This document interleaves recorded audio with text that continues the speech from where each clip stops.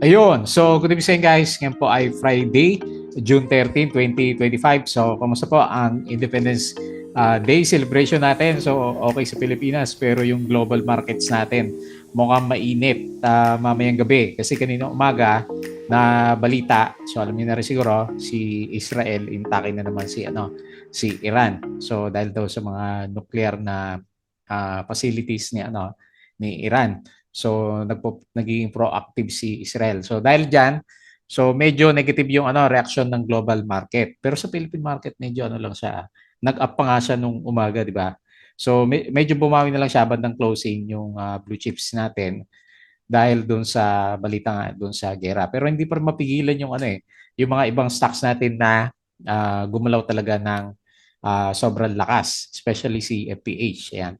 Pangalawang araw na sumipa yung pinaka-price action natin sa kanya. Okay? So 6,395.59, siguro verde tayo kung hindi dahil doon sa balita sa gera.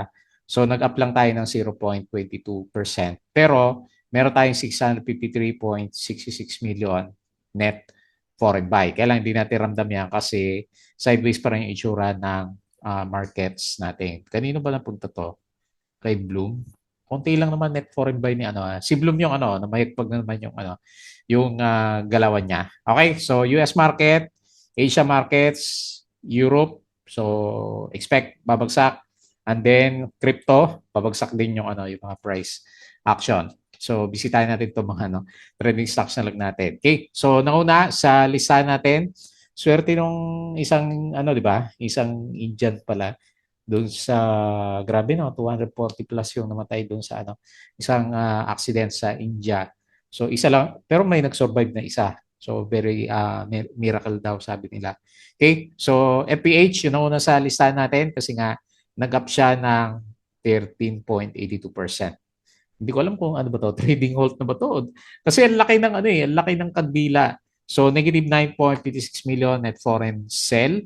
Tapos pangalawa, si ASEN, ayan, finally, nag-spike. Nag-spike kanina umaga, umabot siya ng 8%. Parang ang sinasabi kasi yung oil price, umakyat, di ba, nag-upsurge siya. So magmamahal yung mga kuryente natin.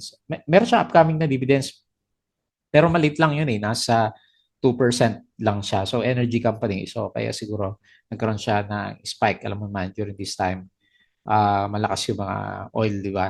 Kasi ang problema natin sa market, inflation na naman kasi tataas yung oil. Okay, and then si Bloomberry, ayan, namamayagpag, another 7.48%. Binabawi na niya yung Doji nung nakaraan, 6.38 million at foreign buy. And yung pinaka-winners na market natin is sina APX, PX, yung mining stocks ang malakas yung sipa. Kasi syempre, gold prices tumaas na naman dahil merong risk sa equities, di ba? So, nag-up siya ng 9.72% and meron siyang 3.95 million net foreign sell. Yung alaga natin na si Plus, laglag. So, negative, ilan ba to?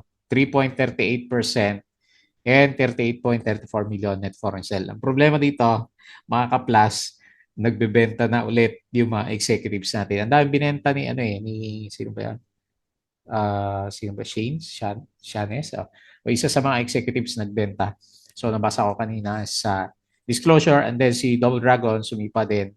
So, sumipa yung mga umakyat, sina STI, di ba? So, nag-up siya ng 8.55% and meron siyang 605.8K net foreign sell. Okay? So, gera ang usapan. So, hindi natin alam kung ano epekto but normally kapag meron news ng gera, bumabagsak yung markets natin. Hopefully, hindi sa Philippines kasi may net foreign buy siya. Okay? So, disclaimer sa mga bago natin, sa mga viewers, yung ating review is for education purposes lamang po ito. So, wag niyong gagamitin ito as a reason para mag-buy, sell, or hold ng stocks. Meron po kasing risk na involved sa market. Due diligence na lang po ako ng stocks, ha? Yung bibilin mo. Pero watch mode muna siguro ako ngayon kasi grabe yung epekto niya sa market natin. Okay? Follow mo din ako dito sa ating Palabi Trader na YouTube channel. Subscribe ka lang po para updated ka sa reviews or kung sumo-join ka dito sa trading community natin. Okay? So yung mga nakasubscribe, maraming salamat po sa usual na viewers. Okay? So check na lang yan. Company reviews, Mga sample trade sa market, basic indicators, so weekends na naman. Aral ulit tayo. Fundamentals, yung mga risk management, PSE, and then basic PSE stock market learnings naman. Okay? And then follow mo ako dito sa ating Palawi Trader Crypto ko to para sa mga meme coins, cryptos. Pero ngayon medyo pangit yan. And then yung ating Facebook account na Palawi Trader para sa mga posts, pili ka na lang po. Facebook page. Bodega Peak, yung mga articles natin sa local market. And then ito na yung mga news sa Twitter. Okay, so dito muna tayo sa summary bago yung Iran versus Israel. Okay, so meron tayong 648.82 million net foreign buy. So siguro mali sila sa US. And then dito nilagay muna yung kanilang capital. So tinamaan dito si holding firms, negative 0.48 at saka si services, negative 0.41. And then mining and oil stocks, ewan ko si Shell Page at Petron kung umakyat. Sige pa yung isa, yung bagong IPO natin, di ba? Si TAP. So, nag-up siya ng 4.32%. Okay, so tataas kasi yung presyo ng mga metals. SPNEC, Terra Solar Philippines, backed by 150 billion loan from 6 local banks to begin operations in early 2026. Cebu Pacific is poised to exceed last year's record passengers volume. Tapos si JP Morgan, oil could hit 130 but we're still calling 60, sabi niya. Okay, so may sudden spike most likely. So ito na, Israel is prepared for possibility of a full-fledged war with Iran. Netanyahu's office told TASS. Puro gera na lang yung nakikita natin sa Israel. PERC at saka si Shell, partners with Shell Energy Philippines. PSCI closed at 6395. Okay, so yan nga yun. Inflation is back in the spotlight as oil price near $74 per barrel, now up nearly 20 since the April loss natin. Ayan. So share buyback pa rin. Si Ali, kanina umaga, mining talaga yung umabot pa pala ng 5% yung galaw ng mining. Tsaka finance nag-steady sa 1.4%. Yung mga winners kanina, ayan si ASN pero nag-pullback nga. Si Bloom, Video ICT. Okay? Tapos sa losers na mga alas 12 ito kanina. Jollibee, okay, nag-drop ulit 3%, EGS, Converge, ayan, takbuhan ulit yung majority ng mga blue chip holders natin. Okay? So na may pagkanina sina APX, PX, FPH, ASEN, FGen, puro mga energy, di ba?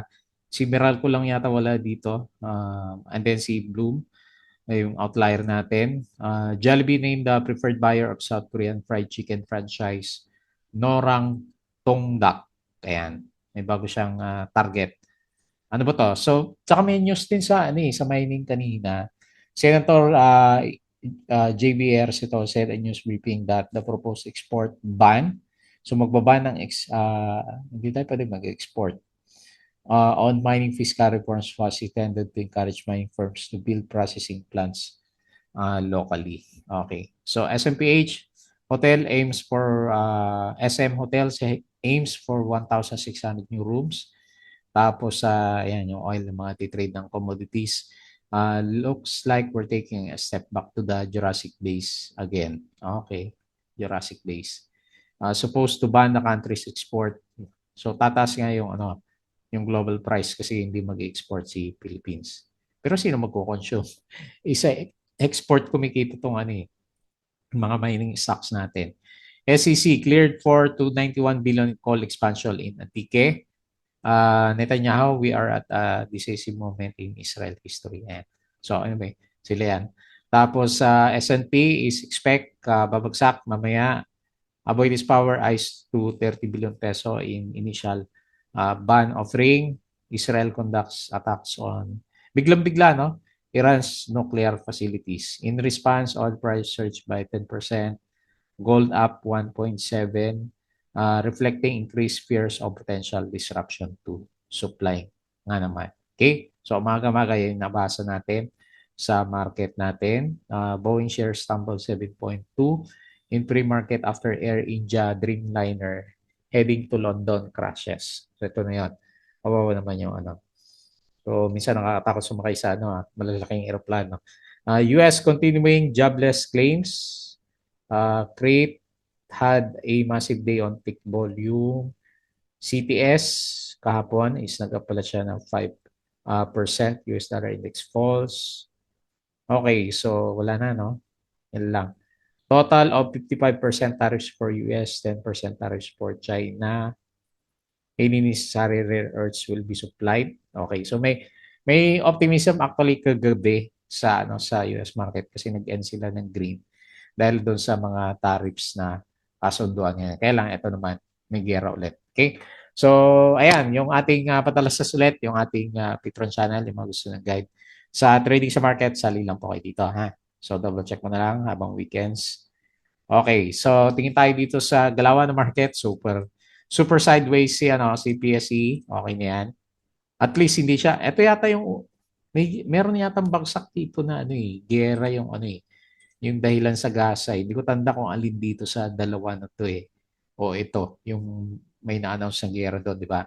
So anyway, super sideways yung galawan natin. So wala pa rin tayo masyadong makita na momentum sa mga blue chips. Si Bloomberry is may catalyst naman yung kaya siya umakyat. Okay? So 653.6 million at foreign buy, 0.22%. So ito yung mga galawan, mga big caps. So nag-up bigla si BDO, 2.68, PLDT, mahina pa rin. Si Bloom, ayan, sa blue chips yan ha. So nag-up siya ng 7%. Si Jollibee, minus 3%. Okay, zero yung iba. Monde, 0.84, BPI plus 0.14.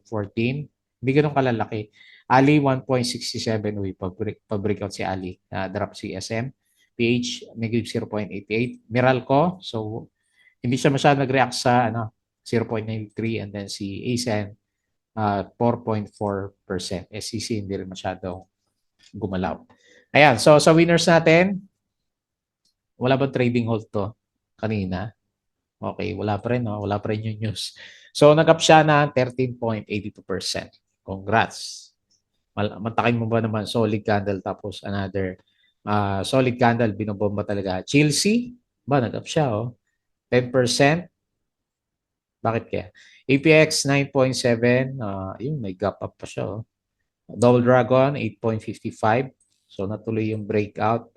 Tapos si Bloom, 7.48. Si ito yung mga umakyat kanina umaga kaagad eh, 5%. PX, ayan, nag-gap up din, 5.53%. Sino pa? Web, so nabuhay ulit, 4.84%. Apollo, 4.4%. ECN, 4 nga. Merimart, 3.64%. Lipanto, so hanap na lang tayo ng iba mining stocks for next week. 3.6. DNL, kano ba to? Okay, halos 3% din na dividends. And then si STI, yun, no? Pakawalan natin, 2.89%. So sa losers, yun ba? Sir Tech, negative 7.89. So drop, tapos si Plus, laki ng volume mo. So 3.38%, mahina na si Plus natin. Jollibee, minus 3.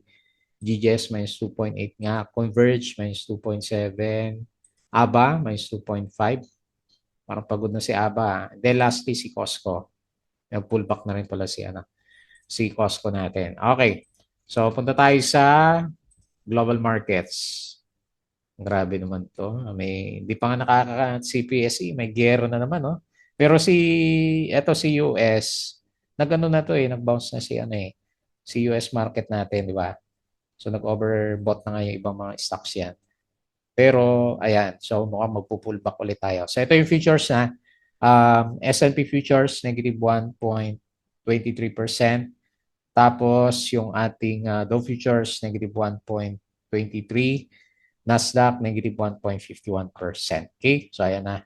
Laglagan na sa Europe at saka sa Asian stocks. So, mas ano pa yan, titin pa ng konti yan. Sa crypto naman, laglagan din, no? Kita mo yung mga 8. May nakikita ko mga 8% to. Si Dacho, 7% drop. Si Shiba is 8% drop. Ayan, opportunity. Sa mga nagbabantay, 650K, 650, si BNB, Sol, 144, nag-drop siya, 9%.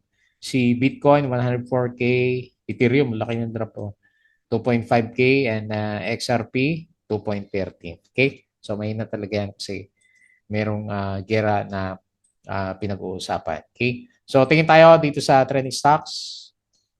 Okay, so unahin nga po natin si FPH. Grabe naman tong ano. Nakakatakot naman tong kadila nito kasi dire-diretso na umaakyat. Tapos tingnan natin sa 5 minutes. Okay, binobomba talaga siya, no? So, tingnan natin. Malay mo, meron pa. So, hanapin natin yung resistance. No? Breakout kagad sa ano. So, ito na yung magiging support sa 82.27. And then, meron siyang gustong puntahan dito sa 92, 93 na level natin. Ayan. So, yan yung next na pinaka-main na resistance. Kaya lang, overbought na nga itong si First Philippine Holdings natin. So, grabe naman yung ano niya, yung spike nito. So, kung dito ko lang susukatin sa last 2 days is 30% na. So, panalo na si ano. Sobrang panalo na dito kay ano, kay FPH natin. Yan. So, watch out na lang kasi parabolic masyado yung ano, yung galawan ng mga indicators. Yung ating RSI is 89. So, ito lang pumalit kay ano, kay plus natin. Tapos parabolic din yung itsura ng MACD rather ng ating MACD formation. Okay? Congrats! Ayan, 13.82%. So, locals lang. Meron siyang 9.56 million net foreign sell. Next, unahin natin si Bloomberry. Kasi medyo maganda rin yung galaw.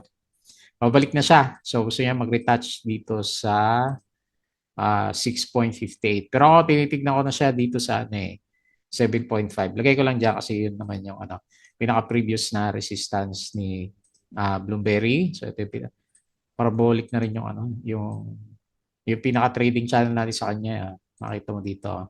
So, lampas na. So, ngayon, tanggalin ko yan. Hindi na pwede yung trend channel natin sa kanya. And then, pinaka-support natin is dito sa malapit dito. 5.28 pesos. Yun, panalo. Tapos, meron pa siyang, ewan ko, meron pa to, tutulak pa to. Lalo na may gera na usapan yan. So, halos sa 80%, pwede. Kasi mataas pa rin naman si Plus.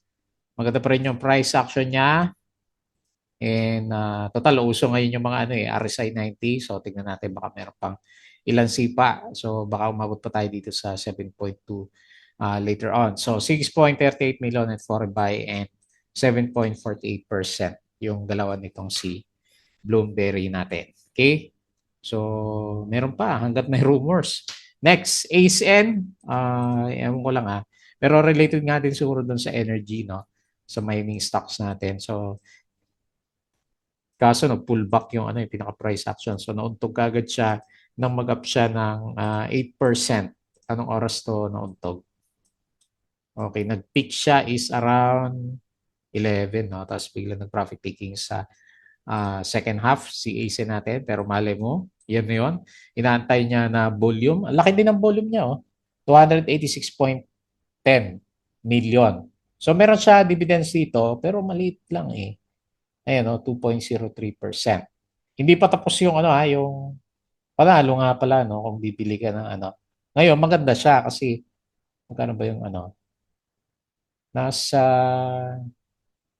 tama ba? 2.5 yung reviewin ulit natin yung stock rights offering nitong kasi hindi pa naman tapos, di ba? Ongoing pa yung yung SRO nitong si ASEN natin. So breakout. So tingnan natin kung umabot siya dito later on sa malapit sa 3 pesos. So good sign kasi sa tinagal-tagal ng price action natin sa kanya. So makita mo naman dito ang tagal since last year pa October, dire-diretso yung downtrend yung price action. So ngayon lang siya nagkaroon ng ngayon lang siya ulit nagkaroon ng breakout sa MA20. Hopefully good sign. Kailan net foreign sell. 110 million net foreign sell pero up siya ng 4.4%. Ito lang. Bakit nagkaroon siya ng malakas na net foreign sell? Okay, next si Plus, yung alaga natin. Okay, laglag. Mukhang nahirapan na itong si Plus natin ha. So nakailang beses na siya na mauntog dito. Baka time to pull back na. Ayan. So, anyway, bullish pa rin naman tayo dito. Ano ba yung Q2, no? Abangan natin yung ano, yung earnings nitong si Plus. So ilalagay ko pa rin dito, ano, Fibonacci na ba tayo? Ayaw na umakyat eh. Ang 50% nito, lalim ng 50% nito.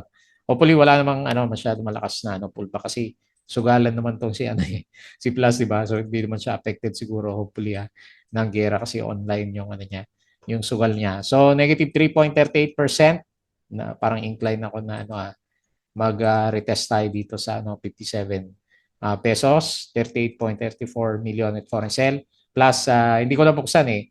Pero yung executives natin, nakita ko marami siyang binibenta na shares. So nagbebenta na siya nagpa-profit taking. So time na siguro parang sa ano next na pullback. Pero after ng pullback, syempre, expect na rin is mag-bounce ulit yung alaga natin na si Plus. Hopefully umabot tayo ng usapan sa blue chip. Medyo ano pa rin tayo no, optimistic sa blue chips pero parang ano na nga eh natapos yung trial run na yun, parang yun na nga yun ano eh, yung magiging blue chips natin. Okay. So next si double APX. So yung representative na mining stocks. So hindi ako magtataka kung next week is Bombay na to para mag-breakout sa 7 pesos itong si APX natin kasi maganda yung ano niya eh. Maganda rin yung price action niya lalo't may balita tapos yung gold prices, umakyat siya. So, okay. So, hindi pa natin ilalagay yung ano niya, yung next na resistance area kasi nga pa-breakout pa lang naman siya. So, tignan mo natin kung mag-breakout siya dito sa around 7.2. Pero ako personally nag-i-incline na, wala naman ako IPX, pero nag-i-incline ako na umakyat to mag-breakout sa 7.2 by next week. Congrats po, 9.72% and negative 3.95 million net foreign sell. Ayun no. Bullish na bullish yung ano niya. Kabaliktaran ni ano, di ba? May ASEN, bullish na bullish yung ano, RSI level natin. And then lastly, Double Dragon, na-list na to sa ano sa New York, di ba? Yung Hotel 101. So nagiging good catalyst, pero parang parabolic na rin siya kasi yung RSI niya is 82. Okay? Ngayon lang ulit tayo nakakita ng mga RSI 80 plus eh. Ayan. So, si Costco medyo nagpa-profit taking na 90 yata yung RSI na. So, support 13.05 and next is 15.7 which is parang gusto niya. Kasi malalakas na yung volume niya. Lalaki ng volume ni Double Dragon. 8.55% and 605K net foreign sell. Okay? So, yun na lang muna. So, after ng pahinga, another pahinga. So, hopefully next week, hindi ganun kalakas yung drop. Alam ko nga mayroon ditong drop na related sa gera last time eh. So, bantayin na lang tayo sa mga alaga natin ulit.